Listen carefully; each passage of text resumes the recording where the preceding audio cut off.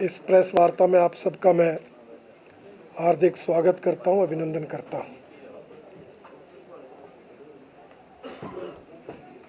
हिमाचल प्रदेश की वर्तमान कांग्रेस सरकार द्वारा लिए जा रहे फैसलों और माननीय उच्च न्यायालय द्वारा दिए जा रहे निर्णयों से ये साबित होता है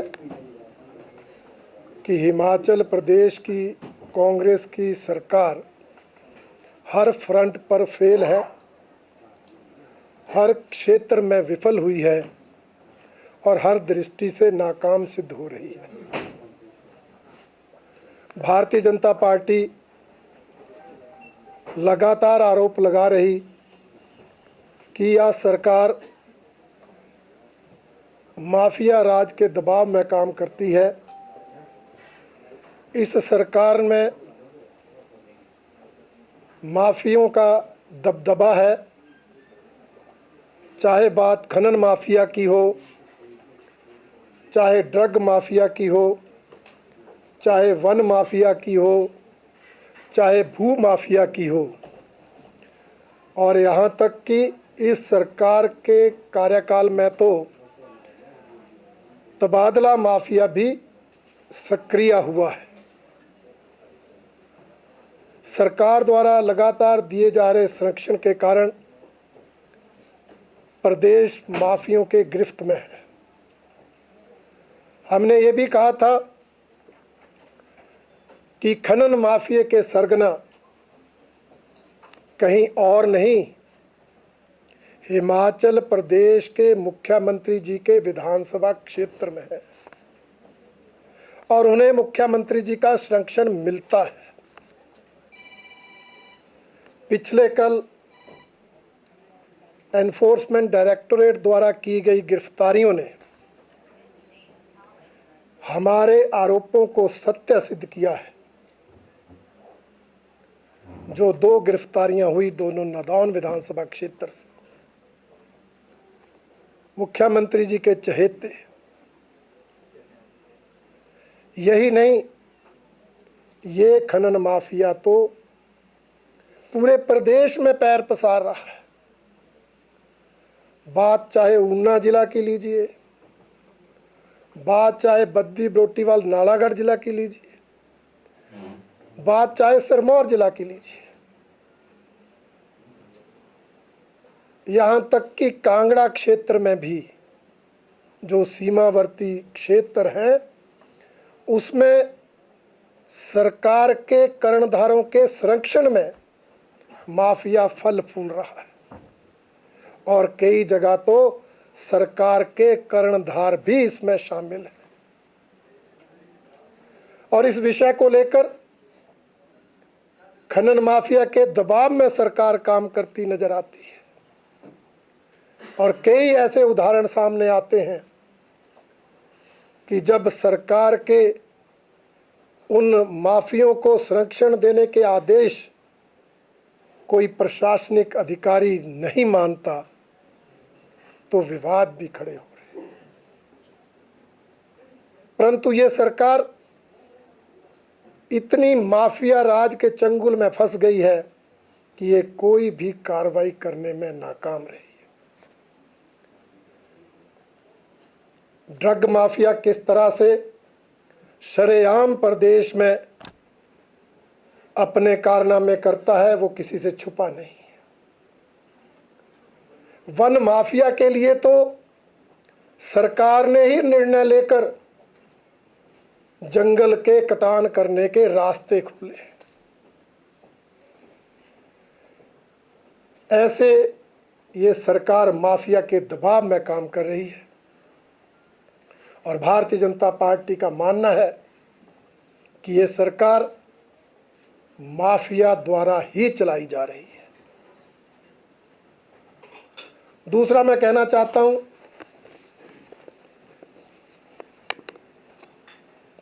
2 दिन पहले हिमाचल प्रदेश माननीय उच्च न्यायालय का फैसला आया। एक मामले में उन्होंने दिल्ली स्थित हिमाचल भवन को अटैच करने का निर्णय दे दिया, कुर्क करने के आदेश दे दिए। कितना गंभीर विषय है। और मुख्यमंत्री अपनी कमियों को छिपाने के लिए दूसरों पर तथ्यहीन आरोप लगा रहे हैं कि जी पिछली सरकार ने तो 5,000 करोड़ की नीलामी की। काहे की नीलामी की? कौन सा संस्थान नीलाम किया? कौन सा संस्थान कुर्क हुआ? आप तथ्यों पे बात करो। आप प्रदेश के मुख्यमंत्री हो। कौन सी सरकारी संपत्ति भाजपा राज में कुर्क हुई, जरा मुख्यमंत्री बताएं। सिर्फ अपनी कमियों को छुपाने के लिए दूसरों पर आरोप लगाना, यह सही बात नहीं होती। आत्मचिंतन करें। और मैं ये भी कहना चाहूंगा कि जजेस पर कमेंट करने की बजाय वो इस बात को देखें, क्या उनके वकीलों ने पैरवी की सही ढंग से? क्या उन्होंने अपने जिन मित्रों को advocate general, additional advocate general बना रखा है, क्या उन्होंने सही ढंग से मामले की पैरवी की? चिंता तो उस बात की करनी चाहिए। परंतु मुख्यमंत्री जजों पर कमेंट कर रहे, उनके निर्णयों पर कमेंट कर रहे। ये लोकतंत्र में सही नहीं। हमने तो सुना था, कांग्रेस के ही लोग बोलते थे, विधायक तक बोलते थे कि मुख्यमंत्री थोड़े डिक्टेटर हैं, तानाशाह हैं। पर जजेस के निर्णय पर जो कमेंट दिया, उससे लगता है उनके विधायक सही बोलते थे। अभी वो मामला ठंडा नहीं पड़ा, कल एक और मामला आ गया। हिमाचल प्रदेश पर्यटन निगम के 18 होटलों को तुरंत बंद करने के आदेश आ गए। सरकार तो गुणगान कर रही थी, हमारे राज्य में पर्यटन बढ़ रहा है, उस जिला में भी पर्यटन को बढ़ावा मिल गया, उस जिले में भी पर्यटन को बढ़ावा मिल गया, हमने ये कर दिया, हमने वो कर दिया। एक मामला निपटता नहीं, दूसरा आ जाता है। सरकार की कार्यप्रणाली पर आज प्रश्न चिन्ह लगे। और मैं बताना चाहता हूं एक और नोटिफिकेशन। वैसे तो इस सरकार ने अनेक फैसले लेकर, चाहे टॉयलेट टैक्स लगाकर, चाहे समोसे की सीआईडी जांच करवाकर, प्रदेश में हिमाचल सरकार को मजाक का विषय तो बनाया है। अब एक और नोटिफिकेशन आई है। हिमाचल प्रदेश सरकार के director information and public relation 30 अक्टूबर को नोटिफिकेशन जारी की